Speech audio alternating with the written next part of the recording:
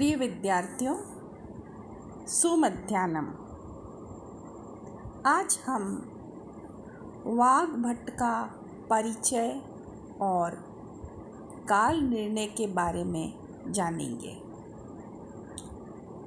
ऐसी किंवदंती है कि वाग्भट सिंधु देश के निवासी ब्राह्मण तथा वैदिक आचार परायण थे। पीछे विशेष विद्या के सीखने के लिए किसी बौद्ध आचार्य से बौद्ध धर्म की दीक्षा ली। अष्टांग हृदय में ही वाग्भट के बौद्ध होने का प्रमाण उपलब्ध है। इस विषय में कई प्रमाण दिए गए हैं। पहला है, अष्टांग हृदय के मंगलाचरण में किसी विशेष देवता का नाम न होना। दूसरा, सुश्रुत आदि तंत्रों में वमन विरेचन के औषध पान के समय जिन मंत्रों को प्रयोजनीय बताया गया है, अष्टांग हृदय में उससे एक मंत्र अधिक है। ओम नमो भगवते भेषज गुरवे वैदुर्य प्रभराजाय तथा आगतायर्हते सम्यक संबुद्धाय। इस मंत्र को आगताय संबुद्धाय पद स्पष्ट रूप से बौद्ध संप्रदाय का बतला रहा है। तीसरा, सिद्धम योगम प्राह यक्षो मुमुक्षो भिक्षोः प्राणान माणिभद्र किलेमम। बौद्ध संप्रदाय में साधुओं का भिक्षु नाम से व्यवहार होता है। किसी व्याधित भिक्षु से वाग्भट का परिचय हुआ होगा अथवा उन्हें इस प्रयोग का उपदेश किसी बौद्ध ने ही किया होगा। चौथा, अष्टांग हृदय के उत्तर स्थान पंचमा अध्याय भूत विद्या तंत्र में सर्वग्रह निवारण मंत्र है।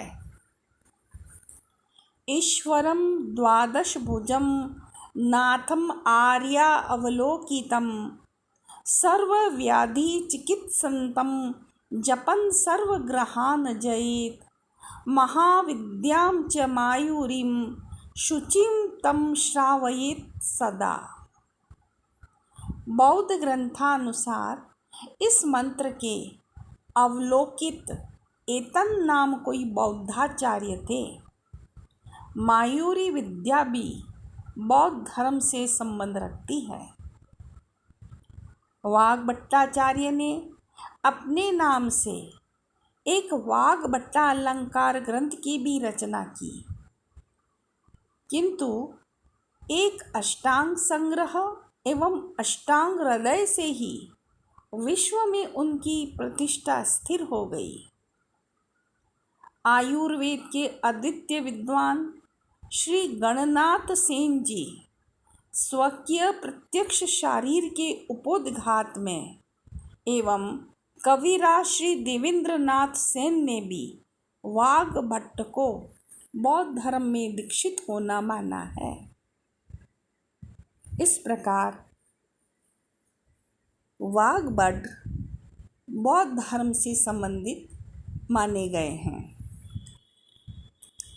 वाग्भट के काल निर्णय के संबंध में श्री गणनाथ सेन जी का मत है कि वाग्भट का समय ईसा की 5वीं शताब्दी के प्रारंभ में हो सकता है, क्योंकि चीन देश का इतिसिंह नामक परिव्राजक अपने भारत भ्रमण के समय में वाग्भट को अष्टांग संग्राहक नवीनाचार्य लिखा है। इते सिंह के लेख से पता चलता है कि उन्होंने ईसा की 7वीं शताब्दी में भारत की यात्रा की थी।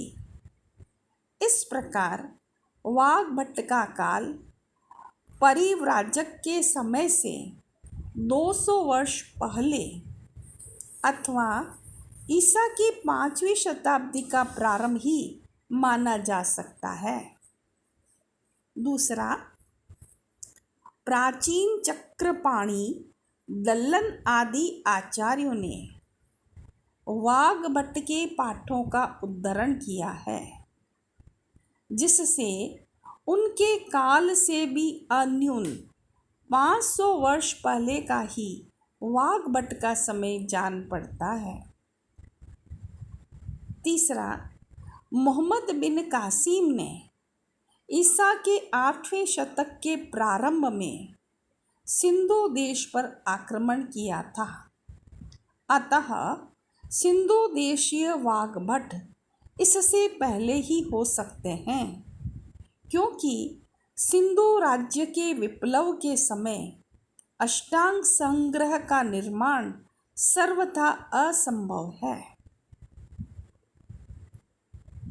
किसी विदेशी विद्वान का यह मत है कि संग्रह एवं हृदय के कर्ता वाग्भट भिन्न भिन्न है, सर्वथा निर्मूल तथा आश्चर्यजनक है, क्योंकि दोनों ही ग्रंथों का भाषा सादृश्य तथा पिता का नाम एक ही है और किसी स्थान में मतभेद भी नहीं है।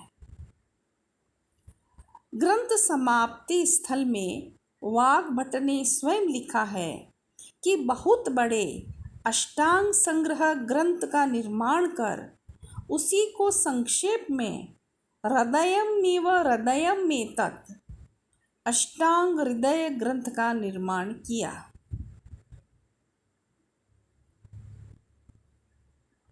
रस रत्न समुच्चय और अष्टांग हृदय के कर्ता वाग्भट भिन्न भिन्न हैं, एक नहीं, क्योंकि समुच्चय के कर्ता वाग्भट अष्टांग हृदय के कर्ता वाग्भट से बहुत पीछे के हैं।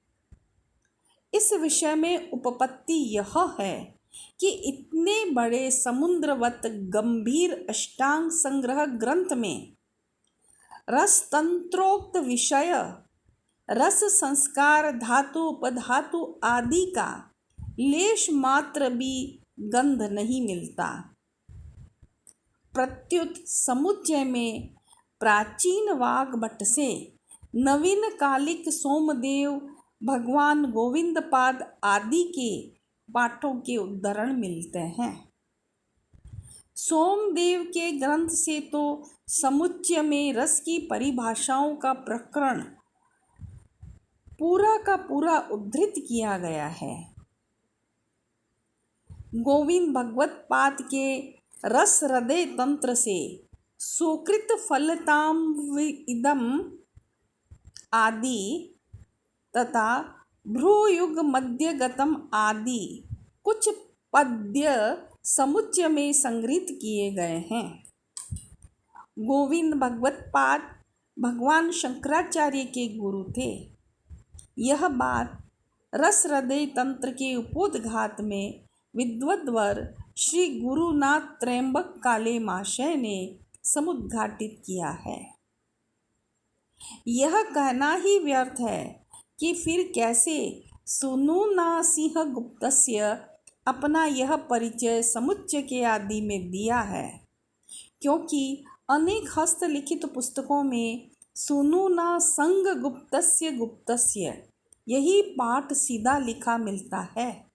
अतः सिंह गुप्तस्य किसी पंडित मानी के संशोधन का फल ही हो सकता है और रसतांत्रिक वाग्भट ईसा से 13वीं सदी में हुए हैं।